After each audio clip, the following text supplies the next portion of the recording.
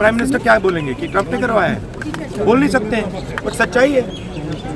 Trump ने cease fire करवाया है, पूरी दुनिया जानती है, रियलिटी है। रियलिटी से छुपा तो नहीं जा सकता है। ट्रंप से डर क्यों रहे हैं? सर एसआईआर पर गोल पोस्ट चेंज भी बांधी है सर आपने। और ये सिर्फ सीज फायर की बात नहीं है जी, बहुत बड़े प्रॉब्लम्स हैं जो हम डिस्कस करना चाहते हैं।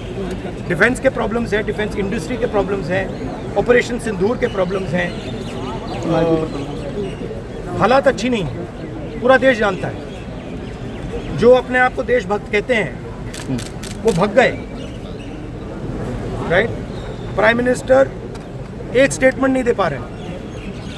ट्रंप ने कितनी बार बोला है? 25 बार बोला है।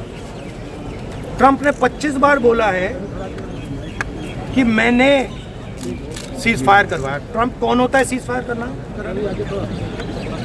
उसका काम थोड़ी है। मगर प्रधानमंत्री ने एक बार जवाब नहीं दिया। सच्चाई है, छुप नहीं सकते। लोकसभा में नहीं आ रही देखो, कैमरे से हाथ हटाओ थोड़ा, ऊपर नहीं हो रहा कैमरा। एक्सेप्ट किया है, पता नहीं कब करेंगे। थोड़ा कैमरे से उन्होंने कहा है कि प्राइम मिनिस्टर के वापस आने से करेंगे। हाथ नीचे डिस्कशन होगा। और आप लोगों की जो डिमांड थी कि पीएम ही जवाब दे, तो उस पे क्या है? देंगे, लगता है बट पीएम का जवाब तो चल रहा है ना, ऑनगोइंग जवाब है। आप कह रहे हो कि ऑपरेशन सिंदूर ऑनगोइंग है, और फिर आप कह रहे हो विक्ट्री हो गई, या विक्ट्री हो गई या सिंदूर ऑनगोइंग है। और दूसरी साइड से ट्रंप कह रहा है कि भैया सिंदूर को मैंने बंद किया, सिंदूर को मैंने बंद किया। 25 बार बोला है, तो कुछ ना कुछ तो दाल में काला है ना।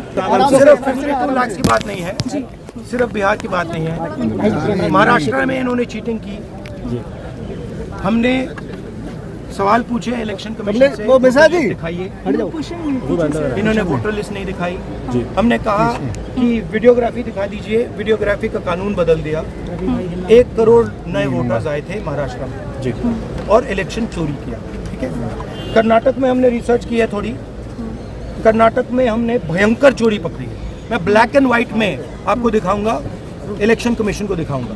ठीक है, ब्लैक एंड व्हाइट में कि कैसे चोरी की जाती है, कहाँ की जाती है। कर्नाटक में ब्लैक एंड व्हाइट में है हमारे हाथ में। ठीक है, ब्लैक एंड व्हाइट।